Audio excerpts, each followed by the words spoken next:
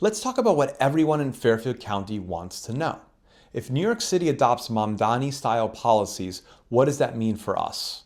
Because depending on who you are, the impact could look very different. Let's start with the most obvious group, wealthy New Yorkers.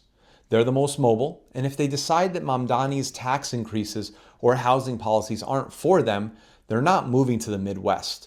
They're coming straight to our luxury markets in Fairfield County, but also Westchester and New Jersey.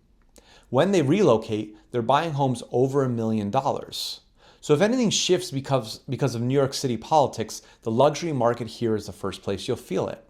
But below $1 million, not much changes, at least directly. Since more buyers might purchase the higher end market, that trickles down to prices under the median.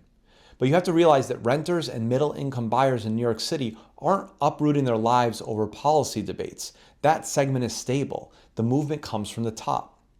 The real wild card is New York City landlords. If new regulations tighten up like rent caps or stricter eviction rules, they're the ones most likely to sell. But here's the twist. If enough landlords sell at once, that increases inventory in the city. And more inventory means lower prices. Lower prices attract more buyers back into New York City. So yes, some landlords might leave, but their exit could actually make New York City more affordable to other buyers. And before anyone assumes we're on the verge of a massive wave of millionaires crossing the border into Connecticut, remember that real estate is slow. First, Mamdani would need more political power.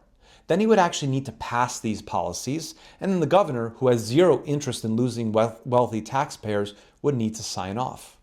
After that, people still take time to make life decisions. Most who would leave or have left eventually, this would just give them a nudge.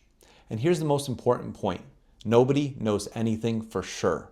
This is all speculation based on what could happen, not what will. So instead of panic buying or panic selling, the smartest move is to slow down, talk to a local expert in your market, and keep a close eye on what's happening both here and in New York City. The market will tell us what's real long before social media does.